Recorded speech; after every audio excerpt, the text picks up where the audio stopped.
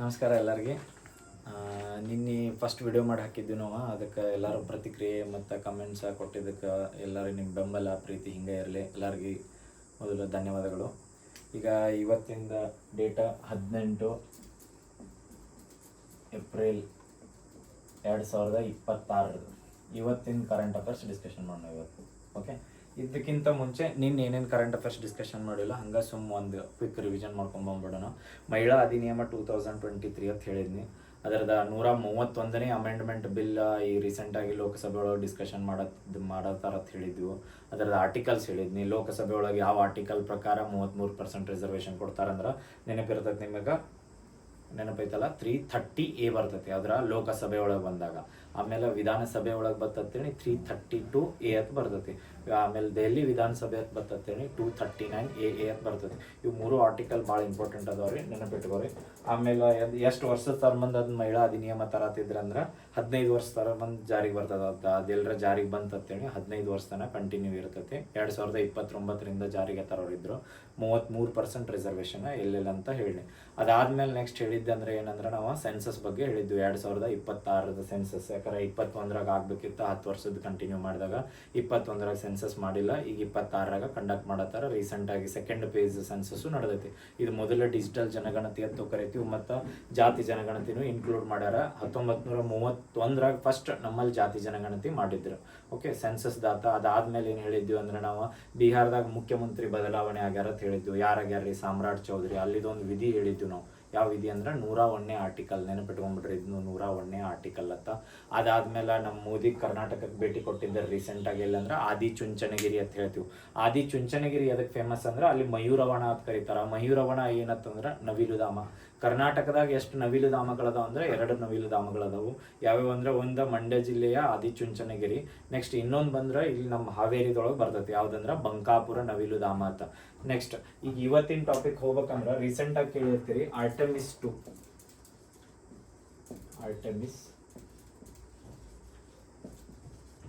Artemis 2 ಪ್ರೋಗ್ರಾಮ recent ಆಗಿ ನ್ಯೂಸ್ನಾಗ ಐತಿ. ಇದಕ್ಕೆ ಕೇಳಿರ್ತಾರ. ಈಗ ರೀಸೆಂಟ್ ಆಗಿ ಎದ್ರ ಸಲ್ಬಂದ ಅಂತ ಹೇಳ್ತೀನಿ. ಇದು ಯಾವ ಕಂಟ್ರಿದ ಅಂದ್ರೆ ಮೊದಲ ಅಮೇರಿಕಾದ. ನೆನಪಿಟ್ಕೊರಿ, USA ಅಮೇರಿಕಾದ ಆರ್ಟೆಮಿಸ್ 2 ಅಂತ ಬರ್ತದೆ. ಇದು ಆರ್ಟೆಮಿಸ್ 2 ಅಮೇರಿಕಾದ ಒಂದು ಸ್ಪೇಸ್ ಏಜೆನ್ಸಿ ಇರ್ತದೆ. ಇದು ಆರ್ಟೆಮಿಸ್ ಅಂತ ಎದಕ್ಕೆ ಬರ್ತದೆ ಅಂದ್ರೆ ನಮ್ಮಲ್ಲಿ ನೆನಪಿರ್ಬೇಕು ನಿಮಗೆ, ಚಂದ್ರಯಾನ 3 ಅಂತ ಮಾಡಿದ್ದಾರೆ. ಚಂದ್ರಯಾನ 3 ಮಾಡಿದ್ದಕ್ಕೆ ಆಗಸ್ಟ್ 23ಕ್ಕೆ ನಾವು ಏನಂತ ಆಚರಿಸ್ತೀವಿ ಅಂದ್ರೆ ಬಾಹ್ಯಾಕಾಶ ದಿನ. ಭಾರತದಾಗ ಬಾಹ್ಯಾಕಾಶ ದಿನ ಯಾವತ್ತು ಆಚರಿಸ್ತಾರಂದ್ರೆ ಆಗಸ್ಟ್ 23 ಅಂತ ಬರ್ತದೆ. ನೆನಪಿಟ್ಕೋರು ಅದನ್ನು. ಆಗಸ್ಟ್ 23 ಇಲ್ಲಿ ಬರ್ದಿರ್ತೀನಿ ಹಂಗ. ಆಗಸ್ಟ್ 23 ಇದು ಬಾಹ್ಯಾಕಾಶ ದಿನ. ಹೌದಾ? ಅದೇ ಅದಕ್ಕೆ ಚಂದ್ರಯಾನ 3 ಎದಕ್ಕೆ ಬಿಟ್ಟಿದ್ರಪ್ಪ ನಿಮ್ಮಲ್ಲಿ ಅಂದ್ರೆ ಚಂದ್ರನ ಮೇಲೆ ಜಗತ್ತಿನಾಗ ಇದನ್ನು ನೆನ್ಬಿಟ್ಕೋರಿ, ಪ್ರಪಂಚದಾಗ ಮೊಟ್ಟ ಮೊದಲ ಬಾರಿಗೆ ಚಂದ್ರನ ದಕ್ಷಿಣ ಧ್ರುವಕ್ಕೆ ಯಾರ ಲ್ಯಾಂಡ್ ಮಾಡಿದ್ದ, ಸೇಫ್ ಲ್ಯಾಂಡಿಂಗ್ ತೊಗೊಂಡಿದ್ದಂದ್ರೆ ಅದು ಇಂಡಿಯಾ, ಭಾರತದವ್ರ ಮಾಡ್ತಾರ. ಅದು ಚಂದ್ರಯಾನ 3 ಒಳಗಾಗಿತ್ತು. ಅದು ಯಾವತ್ತಂದ್ರೆ ಆಗಸ್ಟ್ 23ಕ್ಕೆ ಹೋಗಿ ರೀಚ್ ಆಗಿತ್ರಿ. ಅದಕ್ಕೆ ಆಗಸ್ಟ್ 23ಕ್ಕೆ ಏನಂತ ಕರೀತಾರಂದ್ರೆ ಬಾಹ್ಯಾಕಾಶ ದಿನ ಅಂತ ಕರಿತೀವಿ. ಸೇಮ್ ಚಂದ್ರನ ಮೇಲೆ ಅನ್ವೇಷಣೆ ಮಾಡಕ ಆರ್ಟೆಮಿಸ್ 2 ಅಂತ ಯಾರು ಮಾಡಿದ್ರು ಅಂದ್ರೆ ಅಮೇರಿಕಾದವ್ರು. ಇವ್ರದ್ದು ಆರ್ಟೆಮಿಸ್ ಫಸ್ಟ್ ಹತ್ತಿತ್ತು. ಇವು 2 ಕನ್ಫ್ಯೂಸ್ ಮಾಡ್ತಾರೆ. ಇದು ಆರ್ಟೆಮಿಸ್ 2 ಒಳಗ ಮಾನವ ಸಹಿತ ಹೋಗಿತ್ತು ಮತ್ತು ಆರ್ಟೆಮಿಸ್ 1 ಒಳಗ ಮಾನವ ರಹಿತ ಹೋಗಿತ್ತು. ಹಿಂಗೆ ಆಪ್ಷನ್ ಕೊಟ್ಟಿರ್ತಾರೆ. ಅದಕ್ಕೆ ನೆನಪಿಟ್ಕೋರಿ, ಆರ್ಟೆಮಿಸ್ 1 ಬಂದ್ರೆ ಅದು ಮಾನವ ರಹಿತ ಚಂದ್ರಯಾನಕ್ಕೆ ಹೋಗ್ತಾರ. ಚಂದ್ರನ ಇದಕ್ಕೆ ಹೋಗಿ ಹಂಗ ಮಾನವ ರಹಿತ. ಅದು ಮಾನವರು ಇರಂಗಿಲ್ಲ, ಬರೇ ರಾಕೆಟ್ಗಳು ಕಳಿಸಿರ್ತಾರ. ಬಟ್ ಇದ್ರೊಳಗೆ ಏನ್ ಮಾಡಿದ್ರೆ ಆರ್ಟೆಮಿಸ್ 2 ಒಳಗ ಮಾನವರನ್ನ ಕಳಿಸ್ಯಾರ. ಎಷ್ಟ್ರಿ? 4 ಜನ ಹೋಗ್ಯಾರ ಕ್ರೀವ್ ಮೆಂಬರ್ಸ್. ಅದಕ್ಕೆ 4 ಜನ ಹೋಗಿ ಮತ್ತೆ ರಿಟರ್ನ್ ಸೇಫ್ ಆಗಿ ಹೊಳ್ಳಿ ಬಂದಾರ ಅವ್ರು. ಇದಕ್ಕೆ ನೆನಪಿಟ್ಕೋರಿ, ಆ 4 ಜನದ ಹೆಸರು ನೆನಪಿಟ್ಕೋಬೇಕು. ಯಾಕಂದ್ರೆ 4 ಕ್ರೀವ್ ಮೆಂಬರ್ಸ್ ಅಂತ ಬರ್ತಾರ. 4 ಕ್ರೀವ್ ಮೆಂಬರ್ಸ್, 4 ಜನ ಬರ್ತಾರೆ ಕ್ರೀವ್ ಮೆಂಬರ್ಸ್. 4 ಜನದ ಹೆಸರು ಕಂಪಲ್ಸರಿ ನೆನಪಿಟ್ಕೋರಿ.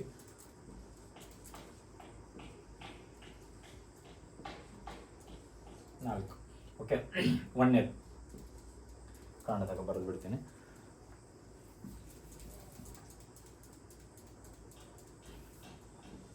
ರಿಡ್ ವೈಸ್ಮ್ಯಾನ್ ಅಂತ ಬರ್ತಾರೆ. ರಿಡ್ ವೈಸ್ಮ್ಯಾನ್. ಓಕೆ, ನೆಕ್ಸ್ಟ್ ರಿಡ್ ವೈಸ್ಮ್ಯಾನ್ ಒಂದ. ವಿಕ್ಟರ್ ಗ್ಲೋವರ್ ಅಂತ ಇನ್ನೊಬ್ರು. ವಿಕ್ಟರ್ ಗ್ಲೋವರ್ ಇವರು 2ನೇದವ್ರು. 3ನೇದವ್ರು ಯಾರಂದ್ರ Christina coach.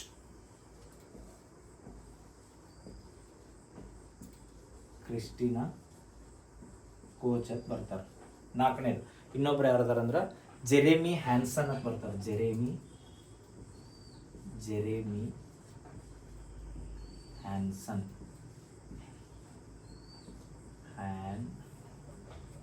Jeremy Hanson. Okay, ಇವ್ರು 4 ಮಂದಿದ ಹೆಸರು ನೆನಪಂದ್ರು ಕಂಪಲ್ಸರಿ ಇಟ್ಕೋಬೇಕು. ಯಾಕಂದ್ರೆ 4 ಹೆಂಗೆ ಕೇಳಿರ್ತಾರಂದ್ರೆ ಇವ್ರು 4 ಜನದ ಬೇರೆ ಯಾವಾರ 4 ಆಪ್ಷನ್ ಕೊಟ್ಟಿರ್ತಾರೆ. ಅದ್ರೊಳಗೆ ಯಾರು ಇದ್ರೊಳಗೆ ಆರ್ಟೆಮಿಸ್ 2 ಒಳಗೆ ಅಮೆರಿಕಾದಿಂದ ಚಂದ್ರಯಾನ ಯೋಜನೆ ಅಂತೂ ನೆನಪಿಟ್ಕೋರು ನಡಿತೈತಿ. ಆ ಇದ್ರೊಳಗೆ 4 ಜನದಾಗ ಯಾರು ಇದ್ದಿದ್ದಿಲ್ಲ ಅಂತ ಕೇಳ್ಬೋದು, ಯಾರು ಅದಾರ ಅಂತ ಕೇಳ್ಬೋದು. ಒಂದನೇದು ಯಾರಂದ್ರೆ ರಿಡ್ ವೈಸ್ ಮ್ಯಾನ್ ಅಂತ ಕರೀತಾರೆ. ಎರಡನೇದು ಯಾರಂದ್ರೆ ವಿಕ್ಟರ್ ಗ್ಲೋವರ್ ಅಂತ ಬರ್ತಾರೆ. ಮೂರನೇದು ಯಾರಂದ್ರೆ ಕ್ರಿಸ್ಟಿನಾ ಕೋಚ್. ನಾಲ್ಕನೇದು ಯಾರಂದ್ರೆ ಜೆರೆಮಿ ಹ್ಯಾನ್ಸನ್. ಇದ್ರದ್ದು ಒಂದು ಹಂಗೆ ಫಾರ್ಮುಲಾ ಇದನ್ನ ಕೋಡ್ ಹೇಳ್ತೀನಿ, ಅದನ್ನು ನೆನಪಿಟ್ಕೋರಿ. ಇಲ್ಲೇ ಬರೆದು ಬಿಡ್ತೀನಿ. RV ಕಾಲೇಜ್ ಜರ್ಸಿ ಅಂತ ನೆನಪಿಟ್ಕೋರಿ. RV ಕಾಲೇಜ್ ಜರ್ಸಿ ಅಂತಂದ್ರೆ ಆರ್ ಅಂದ್ರೆ ರಿಡ್ ವೈಸ್ ಮ್ಯಾನ್, ಕರೆಕ್ಟಾ? ವಿ ಅಂದ್ರೆ ವಿಕ್ಟರ್ ಗ್ಲೋವರ್. ಓಕೆ, ಕಾಲೇಜ್ ಅಂದ್ರೆ ಸಿ ತಗೋರಿ, ಇದ್ರೊಳಗ ಕ್ರಿಸ್ಟಿನಾ ಕೋಚ್. ಜರ್ಸಿ ಅಂದ್ರೆ ನೆನಪಿಟ್ಕೋರಿ ಜೆರೆಮಿ ಹ್ಯಾನ್ಸನ್. ಇವ್ರು 4 ಜನ. ಯಾವ್ದಂದ್ರ ಆರ್ಟೆಮಿಸ್ 4 ಮಿಷನ್ ಒಳಗೆ ನೆನಪಿಟ್ಕೋರಿ. ಆರ್ಟೆಮಿಸ್ 2 ಒಳಗ ಎಷ್ಟು ಜನ ಹೋಗಿದ್ರು ಅಂದ್ರೆ 4 ಮೆಂಬರ್ಸ್ ಹೋಗಿದ್ರು, ಕ್ರ್ಯೂ ಮೆಂಬರ್ಸ್. ಇನ್ನೊಂದು ಏನ್ ಕೇಳ್ಬೋದು ಅಂದ್ರೆ ಈ ಕ್ರ್ಯೂ ಮೆಂಬರ್ ಏನ್ ಕ್ರ್ಯೂ ಇತ್ತಲ್ಲ ಅದಕ್ಕೊಂದು ಹೆಸರು ಇಟ್ಟಿದ್ರೆ ಇಂಟಿಗ್ರಿಟಿ ಅಂತ. ಇದನ್ನ ಕೇಳಿರಂಗಿಲ್ಲ, ಅದಕ್ಕೆ ಹೇಳತ್ತೀನಿ. ಇಂಟಿಗ್ರಿಟಿ ಇದನ್ನು ಕೇಳ್ಬೋದು.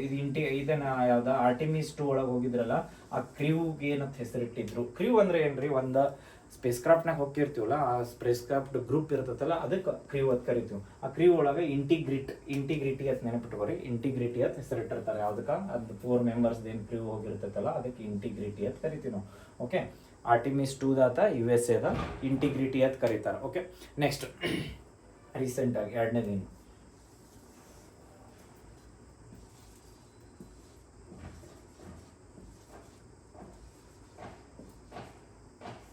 ಕರ್ನಾಟಕದಾಗ ಇತ್ತೀಚೆಗೆ ಇದು ನ್ಯೂಸ್ನಾಗ ಐತಿ, ಕೇಳ್ಬೋದು. ರೈತ ರತ್ನ ಅಂತ ರಿಯಾಲಿಟಿ ಶೋ ಮಾಡತ್ತಾರ. ಈ ರೈತ ರತ್ನ ರಿಯಾಲಿಟಿ ಶೋ ಬಗ್ಗೆ ಎದಕ್ಕೆ ನಮಗೆ ಕೇಳ್ಬೋದಂದ್ರ, ಈಗ ರೈತರಿಗೆ ನಮ್ಮಲ್ಲಿ ಆದ್ಯತೆ ಜಾಸ್ತಿ. ಆದ್ಯತೆ ಅನ್ನಕ ರೈತ ದೇಶದ ಬೆನ್ನೆಲುಬು ಹಾಕಾರ್ರಿ, ಅವ್ರಿಗೆ ಆದ್ಯತೆ ಕೊಡ್ಲೇಬೇಕ. ರೈತ ರತ್ನ ರಿಯಾಲಿಟಿ ಶೋ ಇದ್ರದ್ದು ಏನು ಉದ್ದೇಶ ಐತಪ್ಪ, ಯಾರು ಮಾಡೋರು ಕೇಳ್ಬೋದು, ಅಥವಾ ಯಾವ ಇಲಾಖೆದವರ ರೈತ ರತ್ನ ರಿಯಾಲಿಟಿ ಶೋನ ಯಾವ ಚಾನಲ್ನಾಗ ಮಾಡತ್ತಾರತ್ತು ಕೇಳ್ಬೋದು. ನೆನಪಿಟ್ಕೋರಿ, ಇದು ರೈತ ರತ್ನ ರಿಯಾಲಿಟಿ ಶೋ. ಇದ್ರದ್ದು ಏನು ಉದ್ದೇಶ ಐತಂದ್ರೆ ಎಲ್ಲರೂ ಗೊತ್ತಿರ್ತದೆ. ಏನಂದ್ರೆ ವೀಕೆಂಡ್ ವಿತ್ ರಮೇಶ್ ಇತ್ತಲ್ಲ, ವೀಕೆಂಡ್ ವಿತ್ ರಮೇಶ್ದಾಗ ಹೆಂಗೆ ಸಾಧನೆ ಮಾಡಿದವ್ರು ಹೋಗಿರಲ್ಲ, ಸೇಮ್ ಇದು ರೈತರತ್ನ ರಿಯಾಲಿಟಿ ಶೋ ಒಳಗೆ ಯಾರು ಹೋಗ್ತಾರ ಅಂದ್ರೆ ರೈತರು. ಯಾರಂದ್ರೆ ಈಗ ಸಾವಯವ ಕೃಷಿ ಅಳವಡಿಸ್ಕೊಂಡ ರೈತಾಕಿ ಒಳಗೆ ಸಾಧನೆ ಮಾಡಿರ್ತಾರ, ಅಥವಾ ಯಾರ ಗೌರ್ಮೆಂಟ್ ಎಕ್ಸಾಮ್ಗೆ ಓದಿರ್ತಾರ, ಓದಿ ಜಾಬ್ ಆಗಲಿಲ್ಲ ಅಂತ ಹೇಳಿ ರೈತಾಕಿ ಮಾಡ್ಕೊಂಡ, ಅಥವಾ ಎನಿಮಲ್ ಹಸ್ಬೆಂಡ್ರಿ ಮಾಡ್ತಾರ, ಕೋಳಿ ಸಾಗಾಣಿಕೆ ಮಾಡ್ತಾರ, ಕುರಿ ಸಾಗಾಣಿಕೆ ಮಾಡ್ತಾರ, ಇಂಥದ್ದು ಮಾಡಿ ಏನಾದ್ರೂ ಅಭಿವೃದ್ಧಿ ಆಗಿ ಚಲೋ ಇನ್ಕಮ್ ತೆಗಿತಿರ್ತಾರಲ್ಲ ಅಂಥವ್ರಿಗೆಲ್ಲ ರೈತರತ್ನ ರಿಯಾಲಿಟಿ ಶೋ ಒಳಗೆ ಕರೀತಾರ್ರಿ.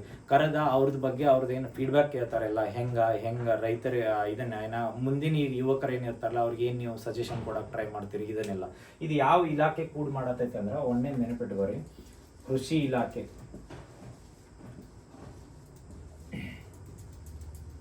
ಕೃಷಿ ಇಲಾಖೆ ಮತ್ತು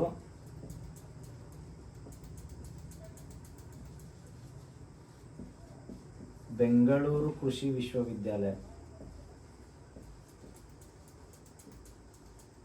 ಕೃಷಿ ವಿವಿ ಅಂತ ಬರ್ತೈತೆ, ನೆನ್ಪಿಟ್ಕೋರಿ, ಕೃಷಿ ವಿಶ್ವವಿದ್ಯಾಲಯ.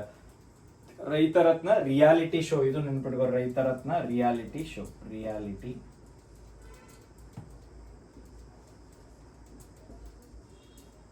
ರೈತರತ್ನ ರಿಯಾಲಿಟಿ ಶೋ. ಇನ್ ಯಾವ ಇಲಾಖೆ ಮಾಡತೈತಿ? ಒಂದೇದ ಕೃಷಿ ಇಲಾಖೆ ಮಾಡತೈತಿ. ಅದ್ರ ಸಹಯೋಗ ಯಾರು ಕೊಡತ್ತಾರ ಅಂದ್ರೆ ಬೆಂಗಳೂರು ಕೃಷಿ ವಿಶ್ವವಿದ್ಯಾಲಯ. ಹೌದಪ್ಪ, ರಿಯಾಲಿಟಿ ಶೋ ಮಾಡತ್ತಾರ, ಎಲ್ಲಿ ಮಾಡ್ತಾರೆ? ಯೂಟ್ಯೂಬ್ನಾಗ ಕರೆಕ್ಟ್ ಮಾಡತ್ತಾರೋ ಏನಿಲ್ಲಾರ ಯಾವ್ದಾರ ಚಾನೆಲ್ ಕೊಡ್ಬೋದಲ್ಲ, ಅದನ್ನು ನೆನಪಿಟ್ಕೋರಿ. ಗೌರ್ಮೆಂಟ್ ಒಂದು ನಮ್ಮಲ್ಲಿ ಚಾನೆಲ್ ಐತಿ, ಚಂದನ ಟಿವಿ ಅಂತ, ನೆನಪಿರ್ಬೇಕು. ಇದನ್ನ ನೋಡುತ್ತ ಬರ್ರಿ ಯಾವಾಗ ಟೈಮ್ ಸಿಕ್ಕಾಗ. ಚಂದನ ಟಿವಿ ಏನೈತಲ್ಲ ಇದ್ರೊಳಗೆ, ಯಾಕಂದ್ರೆ ಗೌರ್ಮೆಂಟ್ ಸ್ಕೀಮ್ಸ್ ಅದು ಏನಿರ್ತಾವಲ್ರಿ, ಗೌರ್ಮೆಂಟ್ ಸ್ಕೀಮ್ ಆಗಲಿ ಅಥವಾ ಗೌರ್ಮೆಂಟ್ದ ಏನರ ಹೊಸ ಏನೋ ಒಂದು ಉಪಕ್ರಮಗಳು ತಂದಿರ್ತಾರಲ್ಲ ಅದ್ರ ಬಗ್ಗೆ ಎಲ್ಲ ಡಿಸ್ಕಷನ್ ಮಾಡ್ತಿರ್ತಾರೆ. ಇದು ಗೌರ್ಮೆಂಟ್ ಚಾನೆಲ್ ಬರ್ತದೆ, ಚಂದನ್ ಟಿವಿ ಅಂತ. ಆ ಚಂದನ್ ಚಾನೆಲ್ ಒಳಗೆ ರೈತರತ್ನ ರಿಯಾಲಿಟಿ ಶೋ ಮಾಡತ್ತಾರ. ಕೃಷಿ ಇಲಾಖೆ ಮತ್ತು ಬೆಂಗಳೂರು ಕೃಷಿ ವಿಶ್ವವಿದ್ಯಾಲಯದವರು ಮಾಡ್ತಿರ್ತಾರೆ. ಇದು ನೆನಪಿಟ್ಕೊಳ್ಳಿ. ಆಮೇಲೆ ಇನ್ನೊಂದು ಏನು ಕೇಳ್ಬೋದು ಅಂದ್ರೆ, ರೈತರತ್ನ ಪ್ರಶಸ್ತಿನೂ ಕೊಡೋರ್ದಾರ್ರಿ. ಇದಕ್ಕೇನೀಗ ಕೃಷಿ ಇದನ್ನ ರೈತರತ್ನ ರಿಯಾಲಿಟಿ ಶೋ ಬಂದಿರ್ತಾರಲ್ಲ ಅದ್ರೊಳಗಿನ ಒಂದು ಸ್ವಲ್ಪ ಜನ ಯಾರು ಜಾಸ್ತಿ ಅಭಿವೃದ್ಧಿ ಆಗಿರ್ತಾರ, ಒಂದು ಸ್ವಲ್ಪ ಅದ್ರೊಳಗೆ ಬೆಸ್ಟ್ ಅನಿಸ್ತಾರಲ್ಲ ಅವ್ರಿಗೆ ಸೆಲೆಕ್ಟ್ ಮಾಡಿ ರೈತರತ್ನ ಪ್ರಶಸ್ತಿನೂ ಕೊಡತ್ತಾರ. ಓಕೆ, ನೆನಪಿಟ್ಕೋರಿ. ನೆಕ್ಸ್ಟ್ ಟಾಪಿಕ್ ಹೋಗ್ಕೊಂಡು ಅಳಿಸ್ತೀನಿ.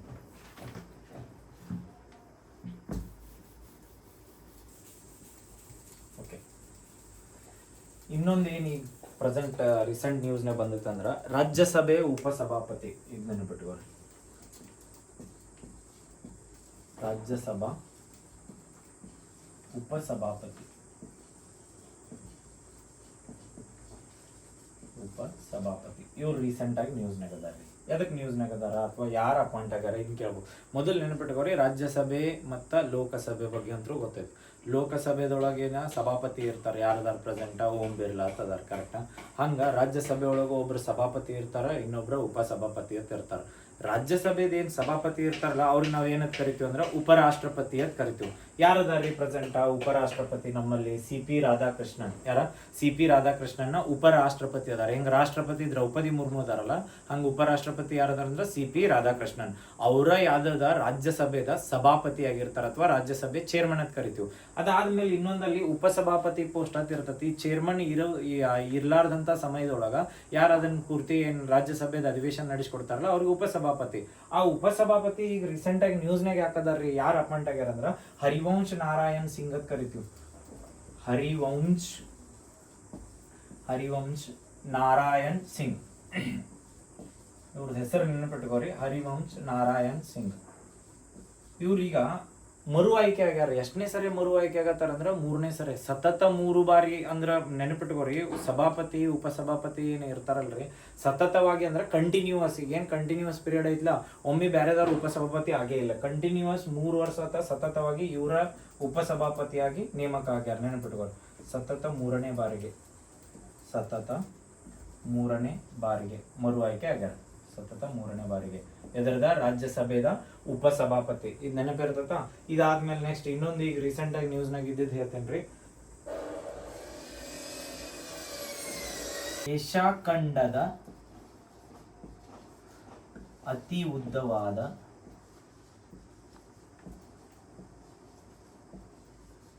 ವೈಲ್ಡ್ ಲೈಫ್ ಕಾರಿಡಾರ್ ಅಂತ ಕರೀತಾರೆ ಇದಕ್ಕೇನ, ವನ್ಯಜೀವಿ ಕಾರಿಡಾರ್. ವನ್ಯಜೀವಿ ಕಾರಿಡಾರ್ ಇದು ಎಲ್ಲೈತಿ ಅಂತ ಕೇಳ್ಬೋದು. ಇದು ನೆನಪಿಟ್ಕೋರಿ, ಇದಂತರೂ ಮುಗಿದ ಮ್ಯಾಲಿಂದ ಇದು ಸೆಕೆಂಡ್. ಮತ್ತು ಇದನ್ನ ಕನ್ಫ್ಯೂಸ್ ಮಾಡ್ಕೋಬೇಡ್ರಿ. ಏಷ್ಯಾ ಖಂಡದ ಅತಿ ಉದ್ದವಾದ ವನ್ಯಜೀವಿ ಕಾರಿಡಾರ್ ಎಲ್ಲಿ ಮಾಡ್ಯಾರಪ್ಪ? ಇದು ಏಷ್ಯಾ ಖಂಡದ ಅತಿ ಉದ್ದವಾದ ವನ್ಯಜೀವಿ ಕಾರಿಡಾರ್ ಏನಾತೆಲ್ಲ ಹೇಳ್ತೀನಿ. ಇದು ಎಲ್ಲಿಂದ ಎಲ್ಲಿಗಂದ್ರ ದೆಹಲಿ ಟು ಡೆಹ್ರಾಡೂನ್.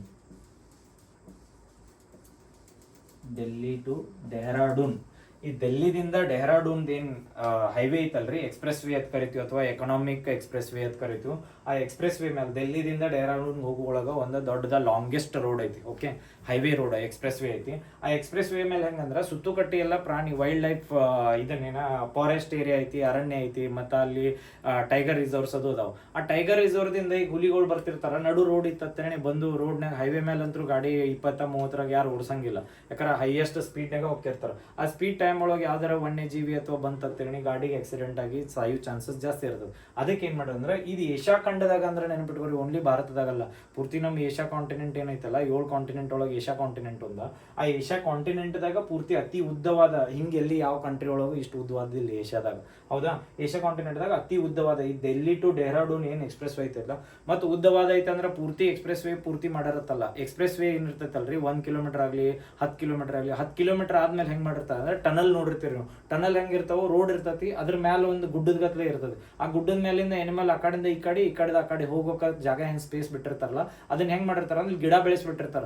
ಅವು ಪ್ರಾಣಿಗಳು ಹಾದು ಹೋಗಾಗ ಕಾಡ್ನಾಗ ನಾವು ನಡ್ಕೋತ ಹೊಂಟಿವಿ ಅನಿಸ್ಬೇಕು. ರೋಡ್ ಮೇಲಿಂದ ಕ್ರಾಸ್ ಆಗತ್ತಿಲ್ಲ, ಕಾಡ್ನಾಗ ಹೊಂಟಿವಿ ಪಾಸ್ ಆಗತ್ತ. ಅದಕ್ಕೆ ಕಾರಿಡಾರ್ಸ್ ಅಂತ ಕರಿತಾರ. ಅದಕ್ಕೆ ಏಷ್ಯಾ ಖಂಡದ ಅತಿ ಉದ್ದವಾದ ವನ್ಯಜೀವಿ ಕಾರಿಡಾರ್ ಅಂತ ಕರಿತಾರ. ಈಗ ಇದನ್ನ ಅಳಿಸ್ತೀನಿ, ನೆಕ್ಸ್ಟ್ ಟಾಪಿಕ್ ಓಕೆ.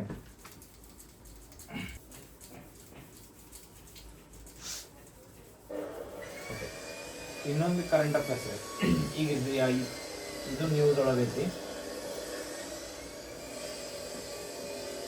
ಜಲ ಜೀವನ್ ಮಿಷನ್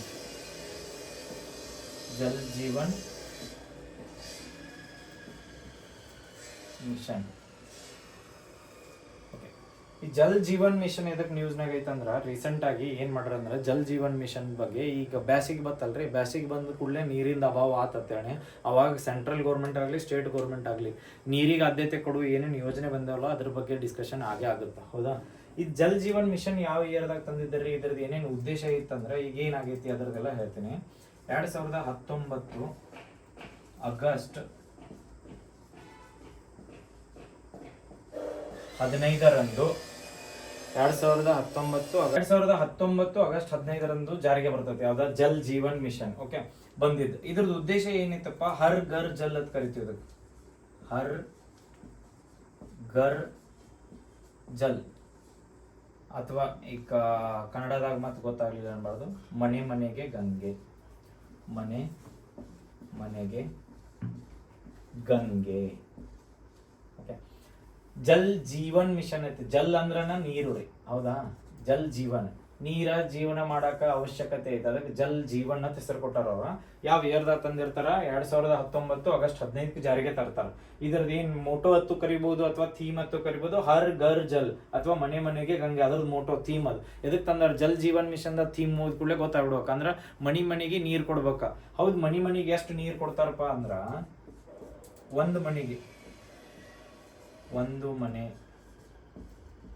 ಒಂದು ಮನೆಯ ಒಬ್ಬ ಸದಸ್ಯನಿಗೆ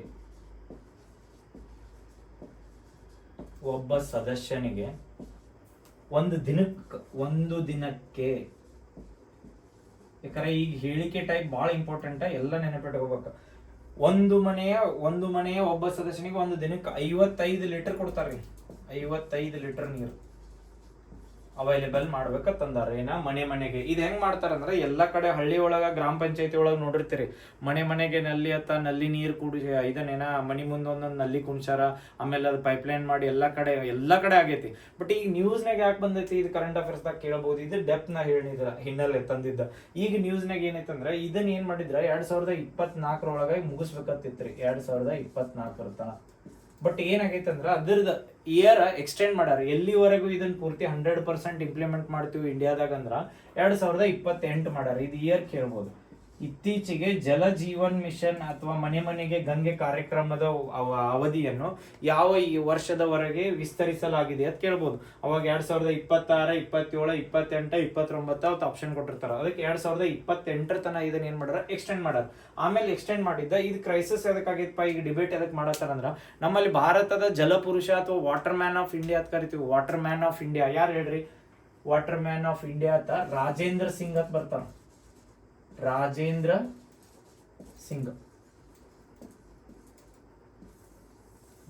ಸಿಂಗ್ ಇವ್ರಿಗೆ ವಾಟರ್ ಮ್ಯಾನ್ ಆಫ್ ಇಂಡಿಯಾ ಅಂತ ಕರಿತೀವಿ.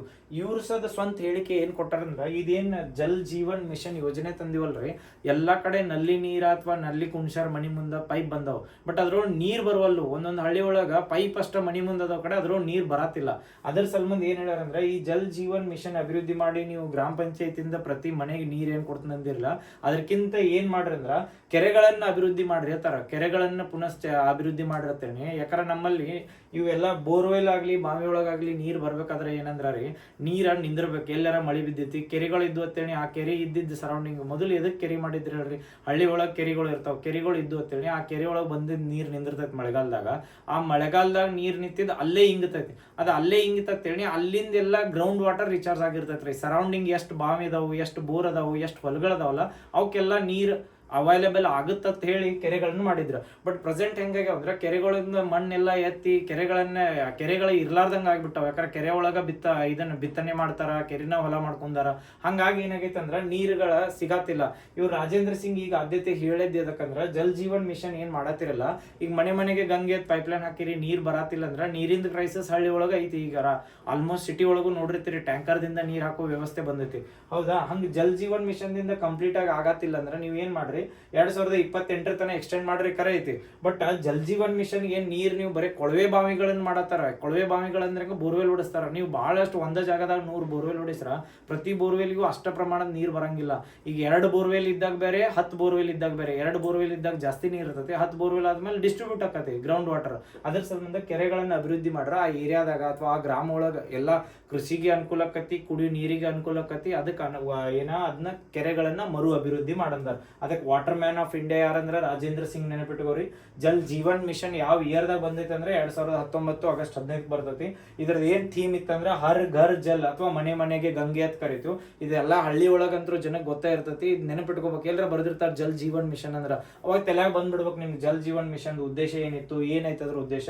ಒಬ್ಬ ಮನುಷ್ಯಾಗ ಒಂದು ದಿನಕ್ಕೆ ಎಷ್ಟು ಲೀಟರ್ ನೀರು, ಇದನ್ನ ಹೇಳಿಕೆ ಒಳಗೆ ಹಿಂಗ ಕೊಟ್ಟಿರ್ತಾರ ಅವ್ರು. ಹೇಳಿಕೆ ಕೊಟ್ಮೇಲೆ ಇದ್ರೋಗ ಯಾವ್ದು ತಪ್ಪೈತಿ, ಇದ್ರೋಗ 2 ಹೇಳಿಕೆಗಳು ಕರೆಕ್ಟ್ ಅದಾವ, 3 ಹೇಳಿಕೆಗಳು ಕರೆಕ್ಟ್ ಅದಾವ ಹಾಕ್ಬಿಟ್ಟಿರ್ತಾರ. ಅದಕ್ಕೆ ಒಂದ್ ಮನೆ ಮನೆಯ ಒಬ್ಬ ಸದಸ್ಯನಿಗೆ ಒಂದು ದಿನಕ್ಕೆ 55 ಲೀಟರ್ ನೀರು ಕೊಡ್ಬೇಕಂತ ಅದ್ರ ಉದ್ದೇಶ ಐತಿ. ಮತ್ತೆ ಯಾವಾಗ 2019 ಬಂದಿತ್ತ, ಈಗ ಪ್ರೆಸೆಂಟ್ ಎಲ್ಲಿವರೆಗೆ ಅದ್ರ ಅವಧಿ ವಿಸ್ತರಣೆ ಮಾಡ್ಯಾರ ಅಂದ್ರೆ 2028 ಅವಧಿನ ವಿಸ್ತರಣೆ ಮಾಡ್ಯಾರ. ನೆಕ್ಸ್ಟ್ ಟಾಪಿಕ್ ಹೋಗೋಣ.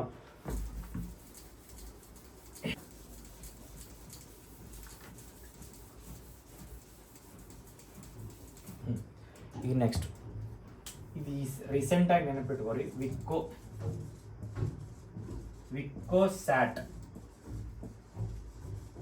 ವಿಕ್ಕೋಸ್ಯಾಟ್ ಅಂತ ನ್ಯೂಸ್ನಾಗ ಇತ್ರಿ. ವಿಕ್ಕೋಸ್ಯಾಟ್ ಇದು ನೆನಪಿಟ್ಕೋರಿ, ವಿಕ್ಕೋಸ್ಯಾಟ್ 1 ಅಂತ ನೆನಪಿಟ್ಕೋರಿ. ವಿಕ್ಕೋಸ್ಯಾಟ್ 1 ಇದು ಏನಪ್ಪ ಅಂತ ಕೇಳ್ಬೋದು, ಅಥವಾ ಯಾರು ಮಾಡಿದ್ದ ಅಥವಾ ಯಾವ ರಾಜ್ಯದವ್ರು ಮಾಡಿದ್ದ ಅಂತ ಕೇಳ್ಬೋದು. ಈ ವಿಕ್ಕೋಸ್ಯಾಟ್ ಬಗ್ಗೆ ಹೇಳ್ತೇನೆ. ವಿಕ್ಕೋಸ್ಯಾಟ್ ಅಂತ ಬರ್ತದೆ, ಅಂದ್ರೆ ಸ್ಯಾಟ್ ಅಂದ್ರೆ ಸ್ಯಾಟಲೈಟ್, ವಿಕ್ಕೋ ಸ್ಯಾಟಲೈಟ್ ಅಂತ ನೆನಪಿಟ್ಕೋರಿ. ವಿಕ್ಕೋ ಸ್ಯಾಟಲೈಟ್ ಇದನ್ನ ಯಾವ ರಾಜ್ಯದವ್ರು ಮಾಡ್ಯಾರಪ್ಪ ಅಂತಂದ್ರೆ ತಮಿಳ್ನಾಡು ರಾಜ್ಯದವ್ರು ಮಾಡ್ತಾರ್ರಿ, ತಮಿಳ್ನಾಡ್ದವ್ರು. ಇದು ಎದಕ್ಕೆ ಮಾಡ್ಯಾರು? ಹೈಸ್ಕೂಲ್ ಸ್ಟೂಡೆಂಟ್ಸ್ ಮಾಡ್ಯಾರ್ರಿ, ಹೈಸ್ಕೂಲ್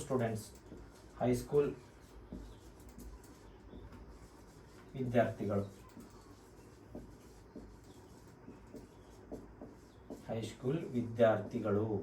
ಓಕೆ, ಹೈಸ್ಕೂಲ್ ವಿದ್ಯಾರ್ಥಿಗಳು ಮಾಡ್ಯಾರ. ಮತ್ತೆ ಇನ್ನೊಂದು ಇದ್ರದ್ದು ವಿಶೇಷತೆ ಏನಂದ್ರ ಹೀಲಿಯಂ ಬಲೂನ್ ಅಂತ ಬರ್ತದೆ. ಹೀಲಿಯಂ ಬಲೂನ್, ಇವು ಮೂರು ಹೆಂಗ್ ಪಾಯಿಂಟ್ ಹೇಳ್ತೀನಿ ನೋಡ್ರಿ. ಈಗ ವಿಕ್ಕೋ ಸ್ಯಾಟಲೈಟ್ 1, ಓಕೆ, ಇದು ವಿಕ್ಕೋ ಸ್ಯಾಟಲೈಟ್ ಬಗ್ಗೆ ನಿಮಗೆ ಅವೇರ್ನೆಸ್ ಇರಬೇಕು. ಈಗ ವಿಕ್ಕೋ ಸ್ಯಾಟಲೈಟ್ ಡೈರೆಕ್ಟ್ ಕ್ವಶನ್ದಾಗ ವಿಕ್ಕೋ ಸ್ಯಾಟಲೈಟ್ ಅಂತ ಬಂದ್ರೆ ಅದು ಹೆಂಗೆ ಅವ್ರು ಹೇಳಿಕೆ ಕೇಳ್ತಾರೆ ಕೇಳಿ, ಇದನ್ನ ನೆನಪಿಟ್ಕೋರಿ. ಇದನ್ನ ಬಿಟ್ಟಂತರೂ ಅದು ನಿಮಗೆ ಇದು ಕನ್ಫರ್ಮ್ ನಾ ಈಗ ಹೇಳಿ ತಿಳಿದಿತ್ತ ಹೇಳಿ ವಿಕ್ಕೋ ಸ್ಯಾಟಲೈಟ್ದಾಗ ಏನು ಆಪ್ಷನ್ ಮಾಡಿದ್ರು ಎಲಿಮಿನೇಟ್ ಮಾಡ್ಬೋದು. ವಿಕ್ಕೋ ಸ್ಯಾಟಲೈಟ್ ಅನ್ನೋದು ವಿಕ್ಕೋ ಸ್ಯಾಟಲೈಟ್ 1 ಅಂತ ಮಾಡ್ಯಾರ. ಯಾವ ರಾಜ್ಯದವ್ರಿ? ತಮಿಳ್ನಾಡ್ದವ್ರು.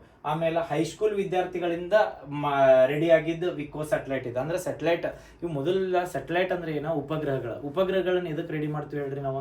ಉಪಗ್ರಹಗಳ ಮಾಡಿ ಆಕಾಶದಾಗ ಬಿಟ್ಟು ಹೋಗ್ತೇನೆ. ಅಲ್ಲಿ ಆಕಾಶದಾಗ ಏನಾರ ಆಗ್ತಿರ್ತತಿ, ಅಥವಾ ನಮ್ಮ ಭೂಮಿ ಮೇಲೆ ಏನ್ ಮ್ಯಾಪಿಂಗ್ ಮಾಡ್ಲಿ, ಅಥವಾ ಭೂಮಿದ ಏನಾರ ಅರ್ಥದ ಇದನ್ನೇನ ಸರ್ವೆ ಮಾಡ್ಲಿ, ಇಂಥವು ಏನಾರ ಮಾಡ್ಬೇಕಾದ್ರೆ ನಮ್ಗೆ ಸ್ಯಾಟಲೈಟ್ ಅಥವಾ ಉಪಗ್ರಹಗಳು ಬೇಕಾಗಿರ್ತಾವ. ಓಕೆ, ಆ ಉಪಗ್ರಹಗಳ ಅದಕ್ಕೆ ವಿಕ್ಕೋ ಸ್ಯಾಟಲೈಟ್ ಅಂತ ಕರಿತೀವಿ. ಆ ವಿಕ್ಕೋ ಸ್ಯಾಟಲೈಟ್ ನಮ್ಮಲ್ಲಿ ಅಂದ್ರು ಇಸ್ರೋದವ್ರು ಅದಾರ್ರಿ, ಇಸ್ರೋದವ್ರು ಸ್ಯಾಟಲೈಟ್ಗಳು ಲಾಂಚ್ ಮಾಡತ್ತಿರ್ತಾರೆ. ಈಗ ಪ್ರೆಸೆಂಟ್ ಸ್ಯಾಟಲೈಟ್ಗಳು ರಗಡ್ ಅದಾವ ಬಾಹ್ಯಾಕಾಶದಾಗ, ಕರೆಕ್ಟ್ ಅಲ್ಲ? ಈಗ ನಮ್ಮಲ್ಲಿ ಯಾವ್ದು ಸ್ಟಾರ್ಲಿಂಗ್ ಸ್ಯಾಟಲೈಟ್ ಅಂತ ಬರ್ತಾವ. ಈ ಸ್ಟಾರ್ಲಿಂಗ್ ಸ್ಯಾಟಲೈಟ್ ಎದಕ್ಕೈತೆ ಅಂದ್ರೆ ನಮ್ಮ ಕಮ್ಯುನಿಕೇಶನ್ ಸಲ್ಮಂದ್ ಮಾಡ್ತಾರೆ. ಈಗ ಹೆಂಗೆ ಏರ್ಟೆಲ್ ಜಿಯೋದ ಆಂಟಿನಾದಿಂದ ಇಂಟರ್ನೆಟ್ ಅಥವಾ ನಮ್ಗೇನ್ ಕನೆಕ್ಷನ್ಸ್ ಬರ್ತಾವಲ್ಲ, ಅವ್ನ ನಾವು ಇದನ್ನೇನ ಈಗ ಸ್ಯಾಟಲೈಟ್ ದಿಂದ ಕೊಡ್ಬೇಕಂತ ಯಾರು ಮಾಡ್ರ ಅಂದ್ರೆ ಸ್ಟಾರ್ಲಿಂಕ್ ಅಂತ ಮಾಡ್ಯಾರ. ಯಾರ? ಅಮೆರಿಕಾದವ್ರು. ಅಮೆರಿಕಾದಿಂದ ಯಾರ್ದಂದ್ರ ಇವ್ರು ಬರ್ತಾರ್ರಿ, ಯಾರ? Space X the Elon mask company ಐತೆ ಸ್ಪೇಸ್ ಎಕ್ಸ್ ಅಂತ, ಆ ಕಂಪ್ನಿದವ್ರ ಮಾಡ್ಯಾರ. ಯಾವ? ಸ್ಟಾರ್ಲಿಂಕ್ ಅಂತ ಲಾಂಚ್ ಮಾಡ್ತಾರೆ ಸ್ಯಾಟಲೈಟ್ಗಳು. ಸೇಮ್ ಹಂಗ ವಿಕ್ಕೋ ಸ್ಯಾಟಲೈಟ್ ಅಂತ ತಮಿಳ್ನಾಡದವ್ರ ಪ್ರೈವೇಟ್ ಆಗಿ ಲಾಂಚ್ ಮಾಡ್ತಾರ್ರಿ. ಇದು ಪ್ರೈವೇಟ್ ಆಗಿ ಲಾಂಚ್ ಮಾಡ್ಬೇಕು. ಈಗ ಪ್ರತಿಯೊಂದು ಸ್ಯಾಟಲೈಟ್ಗಳು ನಾವು ಲಾಂಚ್ ಮಾಡ್ಬೇಕು ಅಥವಾ ಬಾಹ್ಯಾಕಾಶಕ್ಕೆ ಕಳಿಸ್ಬೇಕಾಗ್ತೇನೆ. ಈ ಒಂದು ಸ್ಯಾಟಲೈಟ್ ಇರ್ತೈತಿ, ನಾವು ಒಂದು ಉಪಗ್ರಹನ ನಾನು ಸ್ವಂತ ರೆಡಿ ಮಾಡೀನಿ. ಅದನ್ನ ರೆಡಿ ಮಾಡಿದ್ದೆ ನಾ ಬಾಹ್ಯಾಕಾಶಕ್ಕೆ ಕಳಿಸ್ಬೇಕು. ಬಾಹ್ಯಾಕಾಶಕ್ಕೆ ಕಳಿಸ್ಬೇಕಂದ್ರೆ ಅದು ವಜ್ಜ ಇರ್ತೈತಲ್ಲ, ವಜನ್ ಇದ್ದಿದ್ದು ಈಗ ವೇಟ್ ಇರ್ತೈತೆ, ಅದನ್ನ ಹೆಂಗ್ ಕಳಿಸ್ತೀರಿ ಮ್ಯಾಲ? ಕಳಿಸ್ಬೇಕಾದ್ರೆ ಅದಕ್ಕೆ ರಾಕೆಟ್ ಬೇಕಾಗಿರ್ತಾವ, ಕರೆಕ್ಟ್? ನಮ್ಮಲ್ಲಿ ರಾಕೆಟ್ ಅದಾವ. ಈಗ ಇಸ್ರೋದಿಂದ ಬರ್ತೇನೆ ರೀ, ಇದನ್ನೇ ಬಿಟ್ಟವ್ರಿ. ಇಸ್ರೋದವ್ರ ಕಡೆ ಎಷ್ಟು ರಾಕೆಟ್ ಅದಾವಪ್ಪ? ಯಾವರ ಉಪಗ್ರಹಗಳನ್ನ ಉಡಾವಣೆ ಮಾಡ್ಬೇಕಾರೆ ಎಷ್ಟು ರಾಕೆಟ್ ಅದಾವ? ಒಂದ ನಮ್ಮಲ್ಲಿ SSLV ಅಂತ ಬರ್ತದೆ, ಆಮೇಲೆ PSLV ಅಂತ ಬರ್ತದೆ, ಆಮೇಲೆ GSLV ಅಂತ ಬರ್ತದೆ.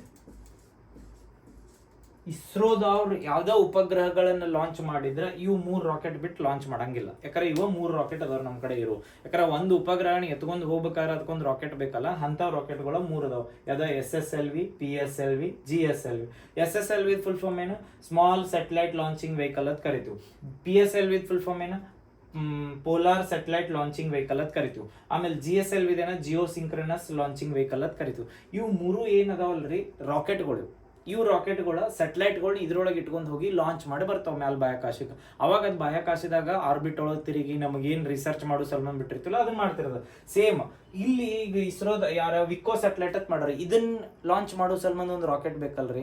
ಆ ರಾಕೆಟ್ ಯಾವ್ದಂದ್ರ ನಮ್ಮಲ್ಲಿ ಹೀಲಿಯಂ ಬಲೂನ್ ಅಂತ ಯೂಸ್ ಮಾಡ್ಕೊಂಡಾರ ಅವ್ರು ಫಸ್ಟ್ ಟೈಮ್ ಇದು. ಯಾಕಂದ್ರೆ ನಾವು ಇವ್ ರಾಕೆಟ್ಗಳು ಹೆಂಗ್ ಮಾಡ್ತೀವಿ? ಕ್ರಯೋಜೆನಿಕ್ ಎಂಜಿನ್ ಇರ್ತಾವ, ಎಂಜಿನ್ದಾಗ ಫ್ಯೂಯಲ್ ಇರ್ತೈತಿ, ಅದು ಬರ್ನ್ ಆಕತಿ, ಮ್ಯಾಲ ಹೋಗತಿ, ಬಾಹ್ಯಾಕಾಶದಾಗ ಸ್ಯಾಟಲೈಟ್ ಲಾಂಚ್ ಮಾಡ್ತೈತಿ, ಅಲ್ಲೇ ಬ್ಲಾಸ್ಟ್ ಆಕತಿ. ನಮ್ಮಲ್ಲಿ ಈಗ ರಿಟರ್ನ್ ಬರುವಂತ ಸ್ಯಾಟಲೈಟ್ ರಾಕೆಟ್ಗಳು ಯಾವಿಲ್ಲ, ಹೌದಲ್ಲ? ಇವು ಹೋಗೋ. ಬಟ್ ಇದು ಹೀಲಿಯಂ ಬಲೂನ್ ಅಂದ್ರೆ ನಾವು ಜಾತ್ರೆಗೆ ಅದು ತಗೊಂಡಿರ್ತಾರ ಒಬ್ಬೊಬ್ರು, ಹೀಲಿಯಂ ಗ್ಯಾಸ್ ದಿಂದ ತುಂಬಿದ ಆ ಬಲೂನ್ ಹೆಂಗಿರ್ತೈತೆ ಅಂದ್ರೆ ಈಗ ಅದ್ರೊಳಗೆ ಹವಾ ಹಾಕಿ ಮ್ಯಾಲ ಬಿಟ್ಟಿರ್ತೇನೆ, ಮ್ಯಾಲ ಹೋಗಿರ್ತದ, ಅದು ಕಂಟಿನ್ಯೂ ಹೊಳೆ ಬರಂಗಿಲ್ಲ. ಸೇಮ್ ಅಂತದ ಹೀಲಿಯಂ ಬಲೂನ್ ಯೂಸ್ ಮಾಡ್ಕೊಂಡು ಈ ಸ್ಯಾಟಲೈಟ್ ಲಾಂಚ್ ಮಾಡೋದು. ಯಾವ್ದ? ವಿಕ್ಕೋ ಸ್ಯಾಟಲೈಟ್ ಅಂತ ಬರ್ತಾರ. ಇದು ಇಂಪಾರ್ಟೆಂಟ್ ನೋಡ್ರಿ. ವಿಕ್ಕೋ ಸ್ಯಾಟಲೈಟ್ ಅಂತ ಬಂದ್ರೆ ತಲೆಗೆ ಬಂದ್ಬಿಡ್ಬೇಕ.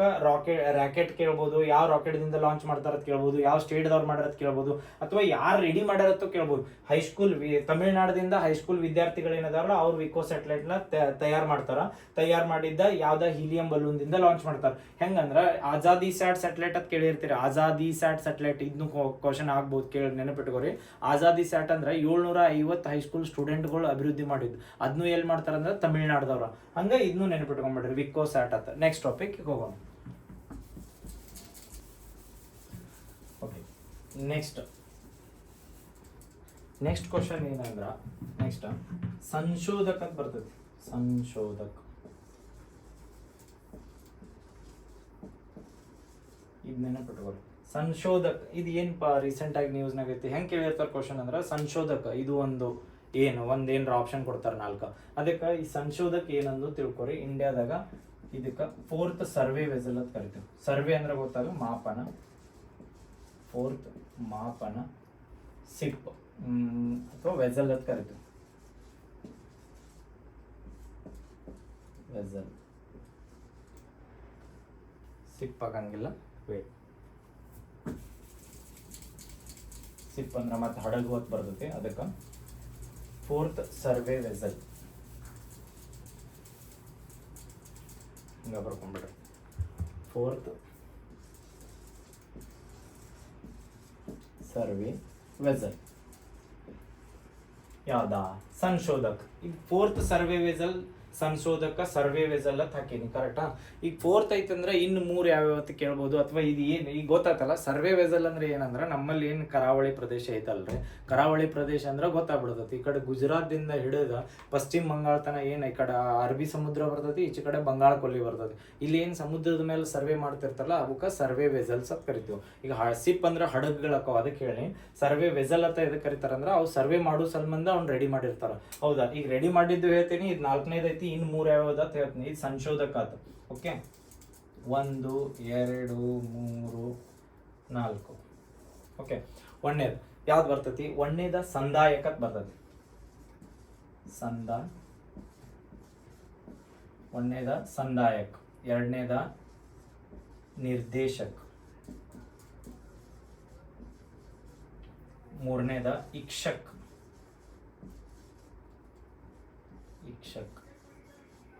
ಆಮೇಲೆ ಲಾಸ್ಟ್ನೇದ ಸಂಶೋಧಕ.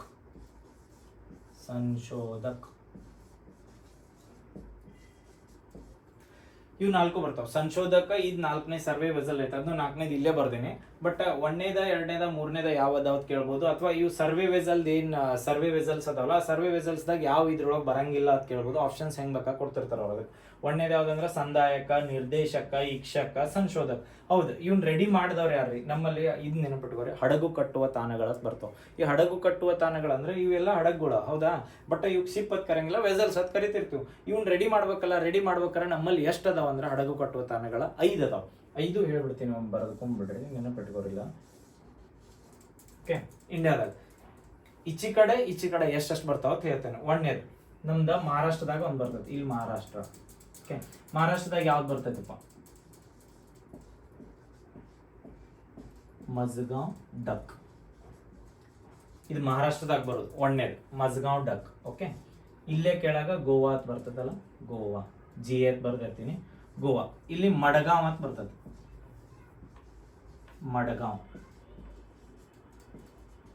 ಆಮೇಲೆ ಇನ್ನೊಂದು ಕೇರಳ, KL ಅಂತ ಬರ್ದಿರ್ತೀನಿ. ಕೇರಳದಾಗ ಯಾವ್ದ? ಕೊಚ್ಚಿನ್ ಶಿಪ್ ಬಿಲ್ಡರ್ಸ್ ಅಂತ ಬರ್ತದೆ. ನೆಕ್ಸ್ಟ್ ಈಚೆ ಕಡೆ ಹೇಳಲ್ಲ 3. ಆಮೇಲೆ ಈ ಸೈಡ್ ಆಂಧ್ರ ಪ್ರದೇಶ್, ಇಲ್ಲಿ AP. ಆಂಧ್ರ ಪ್ರದೇಶದಿಂದ ಯಾವ್ದಪ್ಪ? ವಿಶಾಖಪಟ್ಟಣಂ.